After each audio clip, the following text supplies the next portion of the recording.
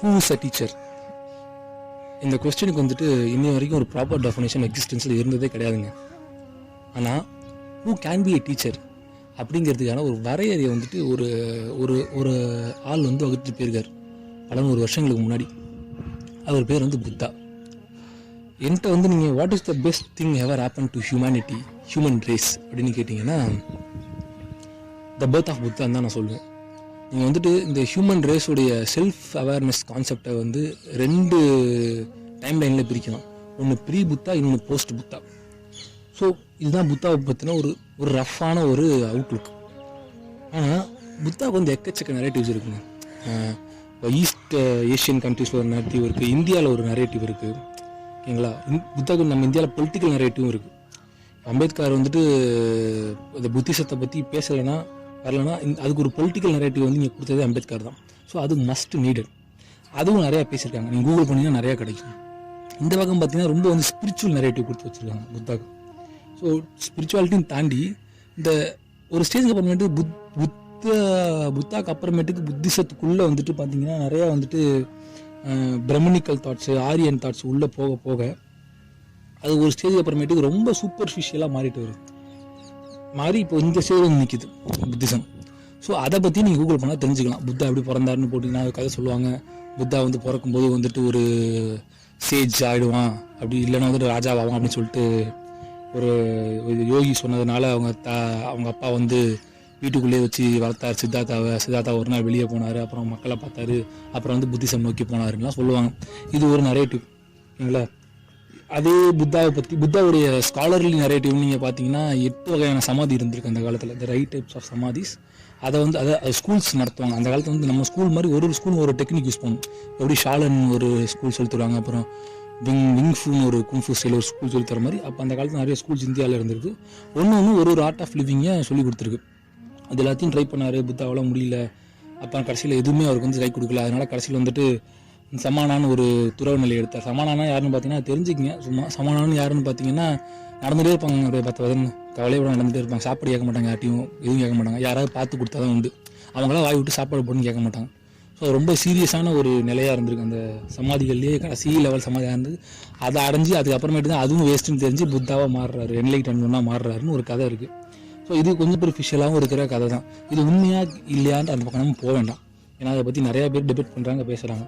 இன்னொரு பக்கம் பார்த்தீங்கன்னா புத்தர் வந்துட்டு விஷ்ணுவுடைய 11வது அவதாரம்னு சொல்லி ஒரு இது இருக்குது. அதுவும் வேண்டாம்.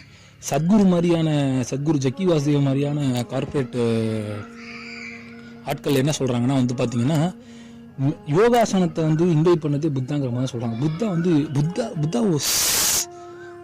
அவங்க சொல்கிறது வந்து ஹைப்போதெட்டிக்கலாக உண்மைன்னு ஒத்துட்டாலும் அதுக்கான வாய்ப்பு எங்கே இருந்திருக்கு? Buddha never worried about anything. அது நான் வரேன், எப்படி நான் சொல்கிறேங்கிறதுக்கு இப்போ பின்னாடி ஒரு பாட்காஸ்ட்டில் வரேன். புத்தா வந்து யோகாசனம் பழகிருக்கலாம் வாய்ப்பே கிடையாது. எனக்கு தெரிஞ்சு என்னுடைய அப்சர்வேஷனில் நான் பார்த்ததில்ல புத்தாவை பற்றி ஒரு பெஸ்ட்டு அண்டர்ஸ்டாண்டிங் வச்சுக்கிட்ட ஒரே ஜீவன் யாருன்னு பார்த்தீங்கன்னா ஓஷோ மட்டும்தான். புத்தாவை வந்துட்டு புத்தா எப்படி இருந்திருக்க முடியும், புத்தாவால் எப்படி வந்து இங்கே வாழ்ந்துருக்க முடியும், புத்தா என்ன ப்ரீச் பண்ணியிருப்பாருங்க அப்படின்னு சொல்கிறாங்க. ஓஷோவை நோக்கி ஒரு கேள்வி வருது. அவரோட ஒரு இன்டர்வியூவில் வந்து ஓஷோவை நோக்கி ஒரு கேள்வி வருது. என்ன கேள்வின்னு பார்த்தீங்கன்னா, is Buddha bound to be misunderstood அப்படின்னு கேட்குறாங்க. அதாவது புத்தர் என்பவர் இந்த மனித சமுதாயத்தால் எப்பவுமே தப்பாக தான் புரிஞ்சுக்கப்படணும்னு அவருக்கு ஒரு சாபமா அப்படின்னு கேட்குறாங்க. அதுக்கு ஓஷோ சொல்கிறார் ஆமாம் அப்படின்ற உடனே. ஆமாம் அப்படி தான் அப்படின்றார். ஏன் அப்படி சொல்கிறாருன்னா, நீ புத்தாவை புரிஞ்சுக்கிட்டானா நீ புத்தா ஆகிடுற. புத்தா நீ மிஸ் அண்டர்ஸ்டுட் தான் பண்ணி ஆகணும்.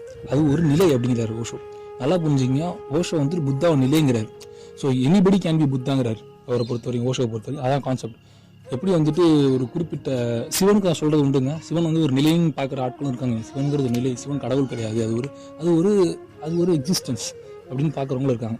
ஸோ புத்தாவும் வந்துட்டு ஒரு நிலைன்னு தான் ஓஷோ வந்து பாயிண்ட் பண்ணுறாரு. இன்னும் ஒரு படி மேலே ஓஷோ என்ன சொல்கிறாருன்னா, புத்தா வந்துட்டு எப்போ புத்தா ஆகிறான்னா எப்பெல்லாம் வந்துட்டு அவன் வந்துட்டு அன்சேயபிளை சொல்கிறானோ, அதாவது ஒரு இத்தனை நாள் ஒரு சமூகத்தில் வந்துட்டு இந்த விஷயம் இல்லவே இல்லை, யாரும் பேசவே இல்லை, பேசப்படவே இல்லை அப்படின்னா அந்த விஷயத்தை வந்து எப்போ வந்து புதுசாக அந்த விஷயத்த பேசுகிறானோ, யாரும் சொல்லாத விஷயம் சொல்கிறானோ, யாரும் எக்ஸ்பிரஸ் பண்ணாத முடியாத இன்எக்ஸ்பிரஸபிளான விஷயத்த வந்து எக்ஸ்பிரஸ் பண்ணுறானோ அவன் தான் புத்தாங்கிறார். ஏன்னா அப்போ தான் கம்பேஷன் கிரியேட் ஆகும் சொல்கிறாரு.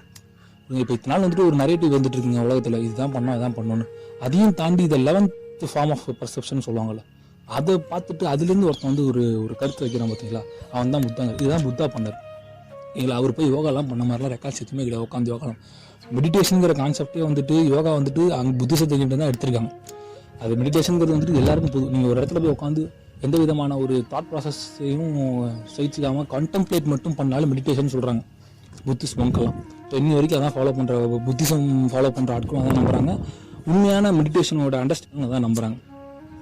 சரி, இப்படிப்பட்ட புத்தா வந்துட்டு யார் அப்படின்னு சொல்கிறதுக்கு வந்து புத்தா கிட்டே ஒரு கதை. இந்த கதையை வந்து நீங்கள் நிறைய பேர் கேட்டிருக்கவே மாட்டீங்க. ஏன்னா இந்த கதையை வந்து யாரும் சொல்ல மாட்டாங்க. இது வந்து புத்திசத்தில் வந்து ஒரு ஏன்னா எப்போ வந்து புத்திசம் வந்துட்டு அந்த ஆரியன் இன்வேஷன் மாதிரி ஆரியன் ஐடியாலஜி உள்ள போன மாறுனுச்சோ, எந்தெந்த கதையெல்லாம் வந்துட்டு புத்தா வந்துட்டு ஈஸி ஆக்சசபிள் ஃபார் ஹியூமனாக மாற்றணுச்சோ அது எல்லாத்தையும் எடுத்துட்டாங்க. அவரை கடவுளாக மாற்றுறதுக்கு என்னென்ன முயற்சி உண்டோ க்ளோரிஃபை பண்ண முடியுமோ பண்ணிட்டாங்க, புனிதப்படுத்திட்டாங்க. அது ரொம்ப தப்பு. புத்தர் வந்து இஸ் காமன் ஃபார் ஆல். அதுக்கான ஒரு கதை இருக்குது. இந்த கதை வந்து நான் எனக்கு தெரிஞ்சு ஓஷோ சொல்லி மட்டும்தான் நான் கேட்டிருக்கேன். வேறு யார் சொல்லியும் கேட்ட கிடையாது. அதாவது இந்த கதை உண்மையாக இல்லையாங்கிறது செகண்டரி. பட் இந்த கதை சொல்ல வர மாற ஏன்னா புத்தரோட கதைகள் எல்லாமே வந்துட்டு எது உண்மை எது போயின்னு உங்களால் வந்துட்டு கரெக்டாக கணிக்க முடியாது. காரணம் என்னென்னா வந்துட்டு எல்லாம் இந்த ஃபோக்லோர் மாதிரி தான் இருக்கும். ஆனால் அதில் வர மாரல் ஆஃப் த கான்டென்ட்டுங்கிறது நம்ம வாழ்க்கைக்கு வந்து உதவும். ஒரு சில கதைகள் ரொம்ப அப்சர்டாக இருக்கும். அது வந்து இந்த இந்துசமும் புத்திசமும் கலந்தனால வந்துச்சு. ஃபர்ஸ்ட் ஒரு விஷயம் புரிஞ்சுங்க, Buddha was against Hinduism. Any religion தான். He was an atheist to be honest. அதான் ஓஷோவும் சொல்கிறார். எதுவுமே இல்லாமல் போயிட்டு தான் போனார். சொர்க்கம் நரகம் எதுவும் கிடையாது தான் போகிறார். So coming back to the content, அந்த கதை என்னென்னு பார்த்தீங்கன்னா, ஒரு வைஸ் ஸ்காலர் வந்துட்டு புத்தாவை நோக்கி வர்றார். புத்தா பார்த்துட்டு புத்தா வந்து ரொம்ப ஜொலிக்கிறாராம். ஓஷோ சொல்கிறார். ஓஷோ சொல்கிறான்னா புத்தா ஜொலிக்கிறார் அப்படிங்கிறார். என்னதான் இருந்தாலும் அவன் பிச்சைக்காரன் பிச்சை எடுத்து வாழ்ந்தாலும் பட் அவன் ராஜா மாதிரி இருக்கான். அவனே கேட்குறான், நீ வந்து கடவுள்கிட்ட இந்த ஸ்காலர் வந்து கேட்குறாரான் புத்தாவை பார்த்து, are you a man from heaven? சொர்க்கத்துலேருந்து நீ வந்தவனா அப்படின்னு கேட்குறான். இல்லை அப்படிங்கிறான்.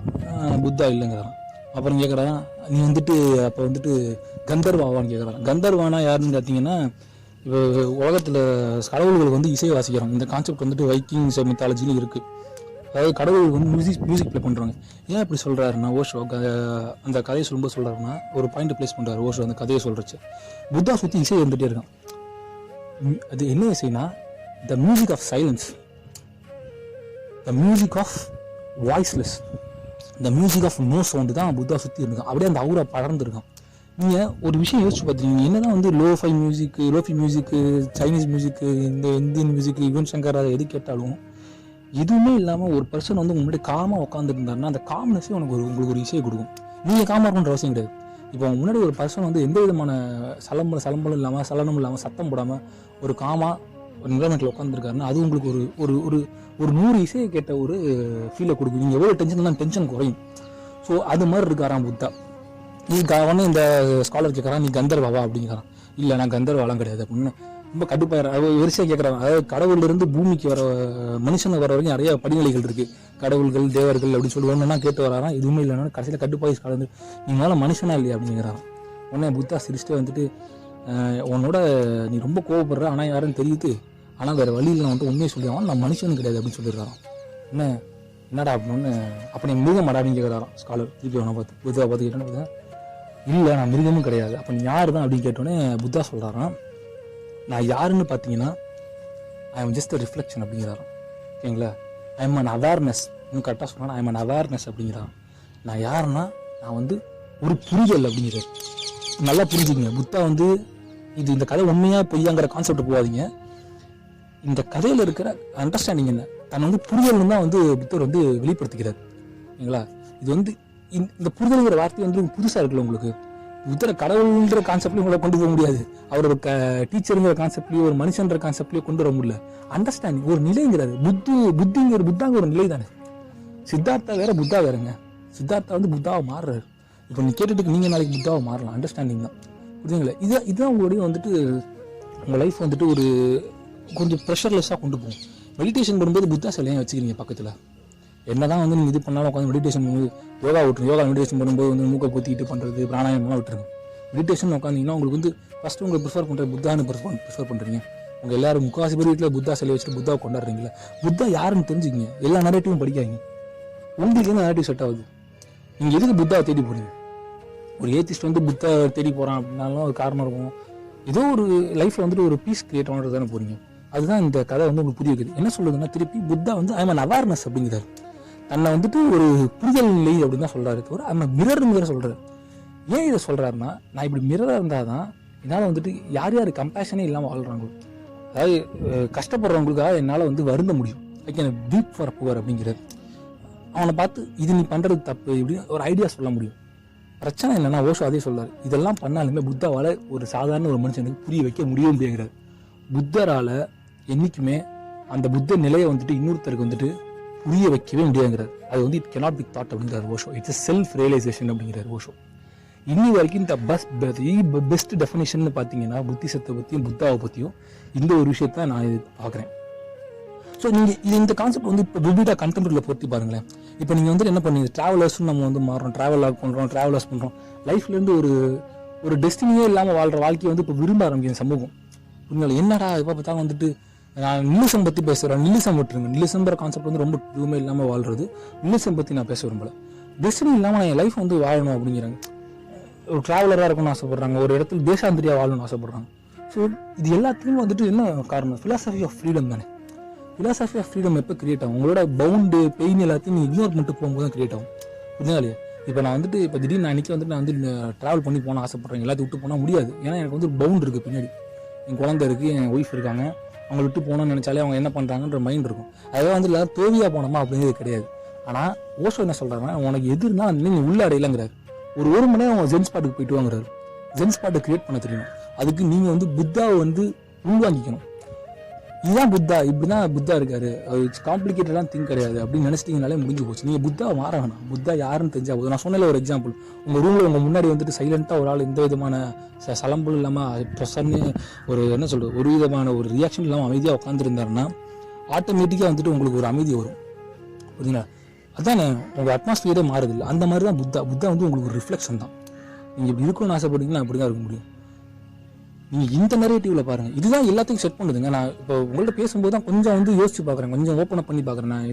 நான் ப்ரிப்பேர் பண்ணிட்டுலாம் பெருசாக பேசல, 4 பாயிண்ட் கூட ப்ரிப்பேர் பண்ணல. புத்தா பற்றி பேசணும்னு தான் பேசுகிறேன். யோசிச்சு பாருங்கள், ஃபிலாசபி ஆஃப் ஃப்ரீடம்ங்கிறது வந்துட்டு ஒரு டிரான்ஸ்ஃபர்மேஷன் மாறுது. மக்கள்லாம் வந்துட்டு இந்த டூ மச் ஆஃப் ஸ்ட்ரெஸ்ஸுங்கிறதெல்லாம் தாண்டிட்டு வாழ்க்கையை கேள்வி கேட்க ஆரம்பிக்கிறாங்க. ஒரு குறிப்பிட்ட செல்ஃப் பீப்புள் ஏன் இந்த வாழ்க்கையோட வாழ்கிறோம் அந்த மாதிரி கேள்வி கேட்கும்போது புத்தாங்கிற ஒரு நிலை வந்து அவங்கள வந்துட்டு ஆட்கொள்ள ஆரம்பிக்குது. ஏதோ ஒரு வகையில் அவங்க உள்ளே போயிட்டு ஏன் இப்படி வாழ்கிறோம், தேவையில்லையே, சாய்ஸ் மேக்கிங் இருக்குல்ல நம்ம லைஃப்பில், இதை நம்ம பண்ணணுமா, எதுக்கு பண்ணணும், வேணாமே அப்படின்றது இருக்குல்ல. இது எல்லாத்தையும் நடக்குது பாருங்கள் அவங்களை சுற்றி. ஒரு காதில் மாட்டிக்கிட்டு உட்காந்துட்டு ஒரு லோஃபி இசையை கேட்டுட்டு நீங்கள் வந்துட்டு அழகாக அப்படி சாஞ்சிட்டு உட்காந்துருக்கீங்க அப்படின்னா வந்துட்டு அங்கேயும் ஒரு புத்திசம் தானே, ஒரு நிலை தானே வருது. இது எந்த விதமான எமோஷனும் இல்லாமல் நீங்கள் இருக்க ட்ரை பண்ணுறீங்கல்ல. ஸோ இதுதான் புத்தா, இதுதான் புத்திசம்னு எனக்கு ஓஷோ சொல்லி நான் நம்புகிற விஷயங்க. என்னால் வந்துட்டு ரொம்ப காம்ப்ளிகேட் பண்ண முடியல. புத்தா வந்துட்டு உங்களுக்கு வந்துட்டு இதெல்லாம் பண்ணுங்கள், இந்த மாதிரி வந்துட்டு புத்தா வச்சா இதெல்லாம் பண்ணணும், யோகா பழகுங்க, புத்தா அதை பண்ணார், புத்தா பற்றி ஆயிரத்தி கதைகள். அதுவும் இந்த சத்குரு வந்துட்டு புத்தா டெஃபினேஷன்ஸ் கூகுளில் போட்டு பாருங்கள், யூடியூப்பில் வளரி வச்சிருப்பார். எல்லாத்துலேயும் வந்து இந்துசத்தை வந்து உள்ள சேர்த்துருப்பார். அதை வந்து கமெண்ட்லேயே சில பேர் கழுவிப்பாங்க, இதெல்லாம் புத்திசமே கிடையாது, அவங்க சொல்லும் புத்திசமாக இருக்காதுன்னு வச்சுங்களேன். So what I suggest you was ஓஷோடைய புத்தா வந்து எனக்கு தெரிஞ்சு ரிலேட்டபிளாக இருக்கார். இது முழுக்க நான் சொல்கிறது இதுதான் எனக்கு தேவைன்னு சொல்லுவாங்க. உங்களால் இந்த நிலையை உணர்ந்துட்டிங்கன்னா உங்களால் வந்து அன்பு செலுத்த முடியும், அடுத்தவங்கள்ட்ட ஒரு கம்பேஷனை கிரியேட் பண்ண முடியும். பேசிக்காக வந்துட்டு உங்களுக்கு வந்துட்டு ஒரு பெரிய பிடிப்பே இல்லாமல் ஒரு நாளைக்கு 24 மணி நேரம் இருக்குங்க உங்கள் லைஃப்பில். 24 மணி நேரத்தில் வந்துட்டு 23 மணி நேரம் 8 மணி நேரம் தூங்குறீங்க, விட்டுருங்க. 8 மணி நேரம் தூங்குறது போக 16 மணி நேரத்தில் வந்துட்டு 15 மணி நேரம் நீங்கள் போட்டு வளர்த்துக்கிங்க. ஆனால் 1 மணி நேரம் வந்துட்டு இது எதுவுமே நிலை கிடையாது. இது எதுவுமே வந்துட்டு ஒரு மிராஜ் தான். எனக்கான பீஸ் வந்து இந்த 1 மணி நேரம் தான் அப்படின்னு அந்த 1 மணி நேரத்தில் வந்து உங்கள் ஜென்ஸ் பாட்டாக வச்சுட்டு அங்கே போய் உட்காந்துட்டு செல்ஃப் அவேர்னஸ் நோக்கி நகர ஆரம்பிங்க. கேள்விகள் கேளுங்க. அதான் சொல்கிறாரு புத்தா. என்ன சொல்கிறாரு? அன்சேபிள். ஓஷோ என்ன சொல்கிறாரு? Buddha are the person who speaks about unsayable. உங்களுக்கு கேள்வி கேளுங்க. இது எதுக்கடா இருக்குது, இந்த சாமி எதுக்கடா இங்கே இருக்கான், இதுதான்டா நான் பண்ணுறேன், சிம்பிளாக கேளுங்க. ஏன் செருப்படாமல் நடந்தால் என்ன பிரச்சனை, இங்கே ஏன் போகக்கூடாது, இன்னும் சின்ன எக்ஸாம்பிள் சொல்லுங்கள். கேள்விகளாக கேட்டுட்டு இருங்க, உங்களுக்குள்ளே நீங்கள் கேட்டுக்கங்க. அதிகப்படியாக நம்ம கேள்விகளை கேட்கும்போதே வந்துட்டு நம்ம அதுக்கான பதில்களை தேட ஆரம்பிக்கிறோம். பதிலில் தேடுறதே ஒரு ஜெர்னலை தானே. அதான் சொல்கிறாரு, இப்போவுமே ஒரு இன்எக்ஸ்பிரஸபிளான கான்டென்ட்டை வந்து எக்ஸ்பிரஸ் பண்ணுறது தான் புத்தான்னு ஓஷோ அடித்து சொல்கிறாரு. ஸோ இது வரைக்கும் எக்ஸ்பிரஸே ஆகாத ஒரு டைமென்ஷன் உங்களுக்கு கிடச்சதுன்னா உங்களுக்கு சந்தோஷம் தானே. அதை நினச்சி அதை நோக்கி நகருங்க. புரியுங்களா இல்லையா? இதுவே போயிட்டு எவனோ ஒருத்தவங்க யோசிச்சு தானே வந்திருக்கு. ஏன் வந்து 1 to 1 சொல்லாமல் 11 சொல்கிறோம் அப்படின்னு யோசிச்சு தானே வந்துச்சு. கேள்வி எழுந்திருக்குல்ல, இவனுக்கோ தனக்கு எந்த கேள்வி எழுந்திருக்கும்ல. இப்போ நம்ம 1 2 3 4 5 6 7 8 9 10ங்கிறோம், அப்புறம் 22 23 44 வரைக்கும் சொல்கிறோம். ஆனால் 11 மட்டும் ஏன் சொல்கிறோம், 1T1 தானே சொல்லணும் அப்படின்னு ஒருத்தன் கேட்டிருக்கான்ல. அது பின்னாடி ரெஃபரன்ஸை கண்டுபிடிச்சாங்கன்னா இது மாதிரி எவனோ ஒருத்தன் கேட்டுட்டு இருக்கான், அவன் போயிட்டு இருக்கான். சயின்ஸ் இதாங்க சொல்லுது, சயின்ஸ் என்ன சொல்லுது, கிட்டத்தட்ட சயின்ஸ் இதுதான் பாயிண்ட் அவுட் பண்ணுது. லைஃப் இஸ் சிமுலேஷன் ஒரு தியரி வைக்கிறாங்க. லைஃபே சிமுலேஷன் தான் நீங்கள் வாழ்றது அப்படின்னு சொல்ல வராங்க. கிட்டத்தட்ட புத்தாவும் அதான் சொல்ல வராது. அப்பயே சொல்கிறாரு ஏதோ ஒரு வகையில், எதுவுமே இல்லைடா, நான் வந்து அவேர்னஸ் இல்லை, நான் அவேர் ஆகிக்கிறேன்டா. நீங்கள் அவேர் ஆகுங்க, be aware yourself. Make Buddha as your teacher, not Buddhism as your teacher. நல்லா புரிஞ்சுங்க. புத்தா நீங்கள் டீச்சர் எடுத்துக்கங்க, புத்திசம் நீங்கள் டீச்சர் எடுத்து ஒதுக்கிடுங்க. சரிங்களா? புத்திசம் வந்து பொலிட்டிக்கல் மூமெண்ட்டுக்கு என்ன யூஸ் பண்ணுறது தான் பெஸ்ட்டுன்னு படுது. ஸோ நீங்கள் வந்துட்டு என்னை பொறுத்த வரைக்கும் இதுதான் புத்தா. ஐ ஃபர்ம்லி பிலீவ் தட். ஸோ இந்த வகையான பர்செப்ஷன் வந்து பெருசாக நான் எங்கேயும் பார்க்கல, யாரும் ஷேர் பண்ண மாதிரி தெரியல. எல்லாரும் வந்து முழுக்க திரும்ப குண்டு சட்டிக்குள்ளே குதிரை ஓட்டிட்டு தான் இருந்தாங்க. அது புத்தர் அப்படி பிறந்தாரு, புத்தர் இப்படி வளர்ந்தாருன்னு, ஒரு புத்தர் வந்துட்டு இப்போ ப்ராஸ்டியூட்டுக்கு வந்து வாழ்க்கை கொடுத்தாரு, எல்லாம் இதுவோ கதை சேர்த்துருங்க. எல்லாம் மாறலாம் நல்லா தாங்க இருக்குது. எதுக்குங்க நீங்கள் வந்து உங்களுக்கு ஒரு மாரல், நீங்கள் வந்து ஒரு ஹியூமன் ஆஸ்பெக்ட்லேருந்து மாரலை நீங்கள் உங்களுக்கு செட் பண்ணிக்கிறீங்க? மாறவுங்கிறது ஹியூமன் டிஃபைன்டாக எங்கே வச்சுக்கிறீங்க? அப்படி ஒரு கான்செப்டே கிடையாதுங்கிற புத்தா சொல்கிறாரு. அதை தாண்டி யோசிங்க. இவங்க சொல்கிறதா மாறலா என்ன? நான் வந்து லைஃப்பில் வந்துட்டு துன்புறு தான் வாழ்றது இருக்கிறதுங்கிறது ஒரு மாரல். இவங்க அதுக்கப்புறமேட்டு சில டிஃபைன் பண்ணுறாங்க, சில மாரல்னு சொல்லிட்டு நீங்கள் இந்த மாதிரி தான் ட்ரெஸ் பண்ணணும், இந்த மாதிரி தான் வாழணும், இந்த மாதிரி தான் பண்ணணும். இதெல்லாம் வந்துட்டு தேவை கிடையாது, அது மாரலே கிடையாது.